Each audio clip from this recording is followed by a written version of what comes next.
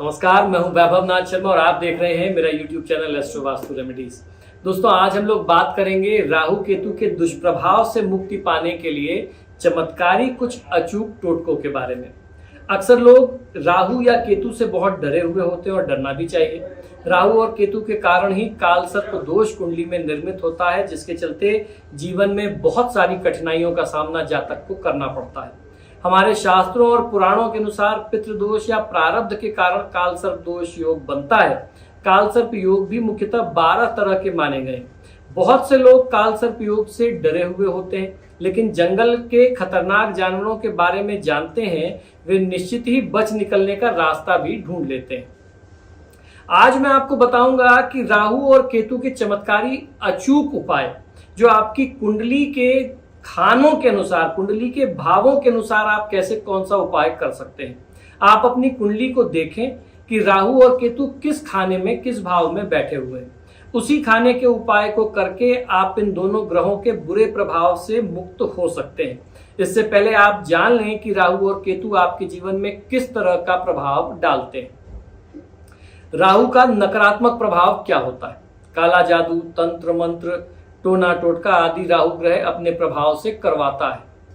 अचानक घटनाओं के घटने के योग राहु के कारण ही होते हैं। राहु हमारे उस ज्ञान का कारक है जो बुद्धि के बावजूद पैदा होता है। जैसे अचानक कोई घटना देख करके कोई आइडिया आ जाना या अचानक से उत्तेजित हो जाना। स्वप्न का कारक भी राहु ही होता है। भयभीत करने वाले स्वप्न आना या चौंक करके नींद टूट जाना, उठ जाना व्यक्ति का नींद से राहु के बुरे प्रभाव के लक्षण ये माने गए हैं। यदि अचानक शरीर अकड़ने लग जाए या दिमाग अनावश्यक तनाव से घिर जाए और चारों तरफ अशांति ही अशांति नजर आने लगे, घबराहट जैसी होने लगे, तो इन सभी का कारण राहु ही है। वैराग्य भाव या मानसिक विक्षिप्तता भी राहु के कारण ही जन्म लेते हैं। बेकार के दुश्मन पैदा होना, बेईमान या धोखेबाज बन जाना, मद्यपान करना, अति संभोग करना या फिर सिर में चोट लग जाना, ये सभी राहु के अशुभ होने की निशानी होती है।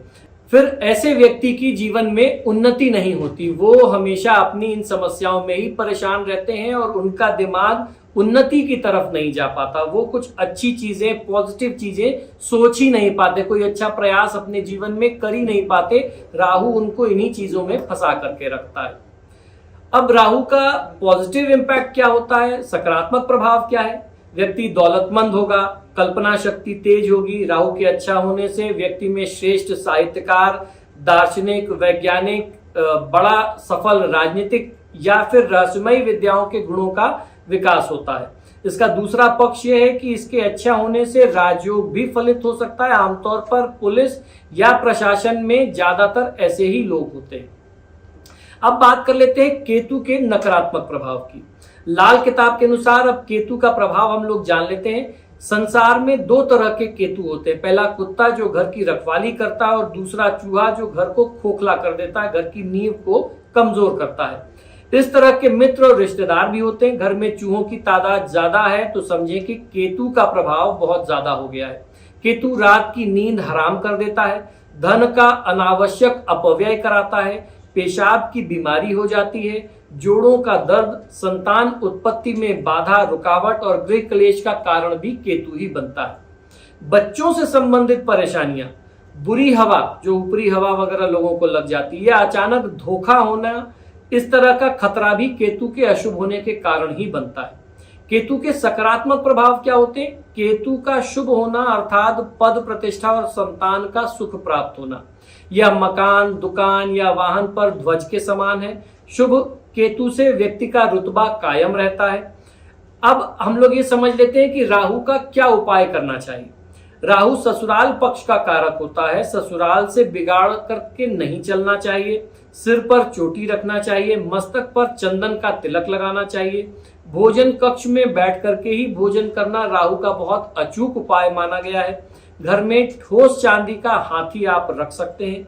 सरस्वती देवी की आराधना करें और गुरु का उपाय, बृहस्पति का उपाय करेंगे तो आपको फायदा अच्छा मिलेगा। केतु का उपाय क्या है? संतान जो है वो केतु है, इसलिए संतानों से संबंध अच्छा रखें। भगवान गणेश की पूजा आराधना करें। दो रंगे कुत्ते को रोटी खिलाएं, कान छिदवा लें और कुत्ता पालें, कुत्ते की सेवा करेंगे तो आपको बहुत अच्छा केतु के उपायों में लाभ मिलता है। कालसर्प योग अगर आपकी कुंडली में बन रहा हो राहु केतु से तो क्या उपाय करना चाहिए? श्राद्ध पक्ष में पितरों की तृप्ति के लिए कार्य करना चाहिए। पितृदोष के निदान के लिए त्र्यंबकेश्वर मंदिर में आपको पितृ पूजा करनी चाहिए। शास्त्र के अनुसार महामृत्युंजय मंत्र का जाप, गायत्री मंत्र का जाप, राहु के बीज मंत्र या फिर ओम नमः शिवाय मंत्र का जाप करते रहने से पितृदोष का निदान सदैव होता रहता है।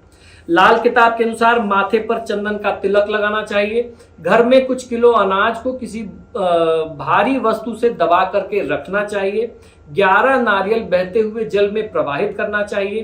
काले सफेद कुत्ते, गाय और कौवों को रोटी अपने हाथ से खिलाते रहना चाहिए। किसी खुले स्थान पे पक्षियों के लिए, कौवों के लिए आपको रोटी रख देनी चाहिए या दाना वगैरह डाल देना चाहिए। कान छिदवाना चाहिए। बड़े बुजुर्गों का चरण स्पर्श करके आशीर्वाद समय समय पर लेते रहना चाहिए। किसी भी प्रकार के व्यसन से आपको दूर रहना चाहिए। पीपल के वृक्ष की पूजा बहुत चमत्कार करती है, ऐसे में आपको पीपल के वृक्ष में जल चढ़ाना चाहिए। घर में समय समय पर गुड़ घी की धूप, उसकी धुनी अपने पूजा स्थान से आरंभ करके पूरे घर में घुमानी चाहिए। तो ये कुछ उपाय हैं राहु केतु के, कालसर्प के। हम लोगों ने आज के एपिसोड में जाना कि अगर राहु केतु कुंडली में खराब होंगे तो किस तरह का प्रभाव देंगे, कालसर्प योग कैसे प्रभाव देता है और उसका क्या निदान करना चाहिए, राहु केतु का क्या निदान करें। अगले एपिसोड में, क्योंकि अगर हम लोग लगातार इस एपिसोड में आगे चर्चा करेंगे, ये एपिसोड बहुत बड़ा हो जाएगा। अगर हम भाव के अनुसार चर्चा जो मैंने करने की बात कही तो वो हम लोग इसके पार्ट 2 में बात करेंगे। उसमें मैं आपको बताऊंगा कि किस भाव में राहु बैठा है। 12 घर होते हैं कुंडली के, किस भाव में राहु बैठा है तो उसका क्या प्रभाव होगा और उसका क्या उपाय आपको करना चाहिए। और ये उपाय कोई भी व्यक्ति अपनी कुंडली देख करके, अपनी कुंडली में राहु केतु की स्थिति को देख करके कर सकता है। तो ये आपके लिए बहुत ही आवश्यक उपाय होगा, बहुत आवश्यक एपिसोड होगा। ये दोनों एपिसोड देखिए और इसको ज्यादा से ज्यादा शेयर करिए। दोस्तों, आज के एपिसोड में हम लोग जानेंगे कि आपकी कुंडली के खाने के अनुसार, कुंडली के भावों के अनुसार राहु केतु किस घर में बैठे हैं, राहु केतु का क्या उपाय आपको करना चाहिए आपकी कुंडली के भाव के अनुसार। अगर शुद्ध भाषा में बोलें, सामान्य भाषा में बोलें तो कौन से खाने में बैठे हैं, उनको देख करके उनकी पोजीशन के हिसाब से अगर आप उपाय करेंगे तो बहुत अच्छा फायदा मिलेगा। ये एपिसोड जो है ये पार्ट 2 है। इसके पहले वाला जो एपिसोड था हम लोगों ने उसमें राहु केतु के प्रभाव और उनके प्रभाव द्वारा जनित कालसर्प दोष, पितृ दोष इत्यादि सबके बारे में बहुत अच्छे से बात की। तो ये दोनों एपिसोड आपके लिए बहुत इंपॉर्टेंट हो जाते हैं। अगर आप दूसरा देख रहे हैं तो पहला भी देखिए, और आपने पहला अगर देखा है तो दूसरा भी आपको अवश्य देख लेना चाहिए। तो बात करते हैं 1 नंबर खाने की। यदि आपकी कुंडली के पहले भाव में राहु और 7वें भाव में केतु हो तो चांदी की एक ठोस गोली आपको अपने साथ हमेशा रखनी चाहिए। आप उसको पेंडेंट की तरह गले में भी धारण कर सकते हो और पॉकेट में भी बनवा करके रख सकते हैं।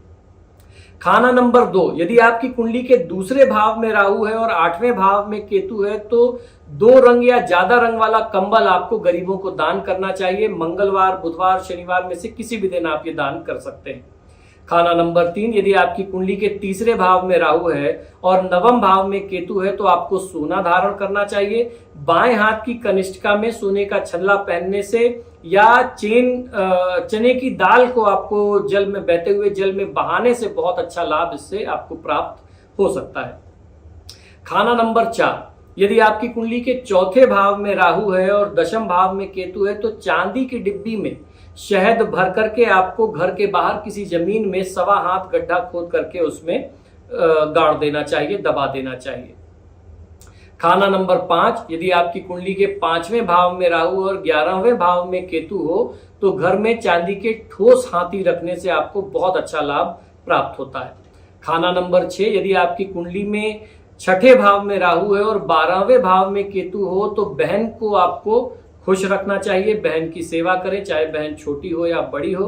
ताजे फूल को अपने पास रखना चाहिए, यानी घर में कुछ एक ऐसा पॉइंट आप बनाएं जहां रोज ताजे फूल आप रखते हो, चाहे पूजा में भगवान को ही समर्पित करते हो तो बहुत अच्छा लाभ मिलता है। और कुत्ता पाल के उसकी सेवा आपको करनी चाहिए। इसी तरीके से खाना नंबर 7, यदि आपकी कुंडली के 7वें घर में, 7वें भाव में राहु है और पहले भाव में केतु हो तो लोहे की गोली को लाल रंग से रंग करके अपने पास रखना चाहिए। चांदी की डिब्बी में बहते हुए जल को भर करके उसमें चांदी का एक चौकोर टुकड़ा डाल करके डिब्बी को बंद करके घर में रखने की सलाह हमारे यहाँ शास्त्रों में दी जाती है। ध्यान रखना ही चाहिए कि डिब्बी का जल सूखे नहीं, जब सूखने लग जाए तो उसको फिर किसी नदी का जल ला करके, बहता हुआ जल ला करके उसमें भर करके पूरा कर देना चाहिए।